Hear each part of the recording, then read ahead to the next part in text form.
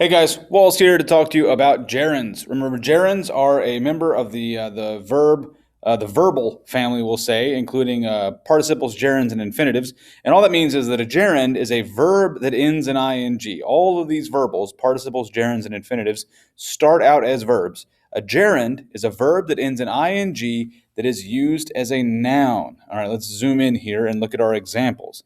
The first example sentence is Nina made us laugh by packing for the trip 2 weeks in advance. Now, normally packing would be a verb, right? This word right here. So if I say I am packing for the trip, in that case, packing is a verb. But let's look at the sentence as a whole. Nina made us laugh by packing for the trip 2 weeks in advance. So if I'm trying to determine how packing is being used, it might help me to see if I can find another verb. And in this case, I've got Nina as my subject and made as my verb. So packing is not being used as a verb here. Now, another clue I have is that it's right next to the word by. The word by here is a preposition. So if I have a preposition, and after that preposition I have an ing word, that ing word, packing like this one, is probably going to be the object of that preposition. Well, in fact, it's going to be the object of the preposition. So when we're looking for gerunds, the first thing we're going to do is look for ing words in a sentence and then ask ourselves, how is that ing word being used? Is there another verb in the sentence that actually takes the subject? Is there another subject-verb combination not including the ing word? Is the ing word next to a preposition? In this case, we've got by packing, which is part of a prepositional phrase. Now, a gerund phrase includes a gerund and any complements and modifiers needed to complete its meaning. This phrase is key right here, needed to complete its meaning. And when you're doing sentence work like this, you think about this. When you identify the gerund, ask questions. Are there any questions that could potentially be answered by information after the gerund? And that's going to be a part of the gerund phrase. So our second sentence here says, the rules prohibited eating anywhere in the library. So if I just underline eating, that's my gerund. Rules prohibited, that's my subject verb. Eating is my ing word, that's a verb used as a noun. If I just have the word eating there, the rules prohibited eating, that's a sentence, that works. But I could ask, where? And then anywhere would be included in that. That answers the question. And then in the library further answers questions I have about the gerund. All right, so that's how that works.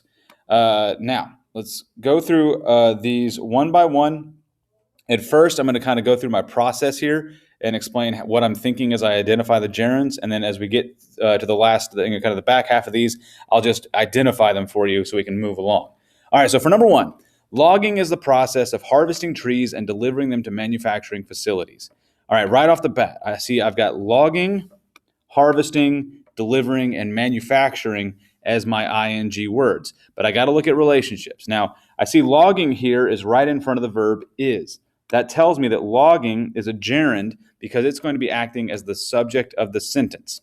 All right, logging is the process of harvesting. Okay, harvesting is an ing word. I've got the verb is here. That tells me that harvesting is going to be a gerund. The other reason I know that is because it comes right after the word of. Of is a participle. Or excuse me, not a participle, a preposition. So logging is the process of what? Of harvesting. Now, the next question I could ask is harvesting what? Harvesting trees, according to the sentence. So that's going to be part of the phrase. Now, this first one's pretty tricky because if you look at this, I've got delivering right after this. So if I say the process of what, I can't just say of harvesting trees. I've also got to add and delivering. Delivering what? Them. Where am I delivering them? To manufacturing facilities. All right. Wait, no. Get rid of that one. Sorry, you do not underline to manufacturing facilities. Wait, yes you do. That's part of the gerund phrase. Okay, I'm getting a little mixed up because this word right here, manufacturing, is throwing us for a loop. You, me, both. Manufacturing ends in ing. Manufacturing, and manufacture is actually a verb. But manufacturing is not a gerund, but it is included in a prepositional phrase that modifies the gerunds in the gerund phrase. I'm telling you, number one is a complicated example here. So this is what we should have underlined in number one. All right, number 2 is a clearer example. Writing papers for English is something Jay enjoys. My ing word here is writing, and I've got another one is something. Now, something I know is an indefinite pronoun, so that is not a gerund. So it's got to be writing. Now, writing what? Papers. Why? For English. So that's my gerund phrase for number 2, writing papers for English. For number 3, Charlie complained of hearing noises outside. I've only got one ing word here, so I'm going to underline hearing. And notice that comes right after a preposition, of. So hearing is the object of the preposition. And, hearing what? Noises. Where? Outside. So hearing noises outside is the phrase. All right. I'm going to run through here real quick and underline the gerunds and gerund phrases for you, and you can check your answers. All right, for number 4, we have planting. For number 5, we have finding new cures for diseases. For number 6, we have flying. For number 7, we have acting as a career. For number 8, we have teaching. For number 9, we have being in enclosed places. For number 10, we have returning home after a year in Spain. For number 11, we have dividing the chores. Just dividing the chores here. There we go. For number 12, we have waiting for an hour. 13, coloring. 14, seeing videotapes of our childhood. 15, skydiving. Number 16 is practicing constantly. 17 is singing. 18 is snoring. Number 19 is refusing to go to class. And number 20 is accounting. All right, so that takes care of exercise 1. All right, exercise 2 asks us to not only identify gerunds and gerund phrases, but also identify the purpose of the phrase or gerund in the sentence itself. So think about Tuesday's DGP. I have to identify the gerund or gerund phrase and then identify it as either the subject, object of a verb, or the object of a preposition. So this is kind of like Tuesday's DGP. Look at our example here. Ray enjoys listening to music from the 60s. So my subject and my verb combination would be Ray enjoys. Now remember, on Tuesday's DGP, we have to determine if verbs are transitive or intransitive. In this case, listening to music from the 60s answers the question, Ray enjoys what? So listening to music from the 60s, that whole phrase receives the action of the verb enjoys. All right, let's look at number 1 here, calling. Now, I can't say this is a rule all the time, but probably 9.99999 repeating times out of 10, if a gerund is the beginning of a sentence, it's going to be the subject.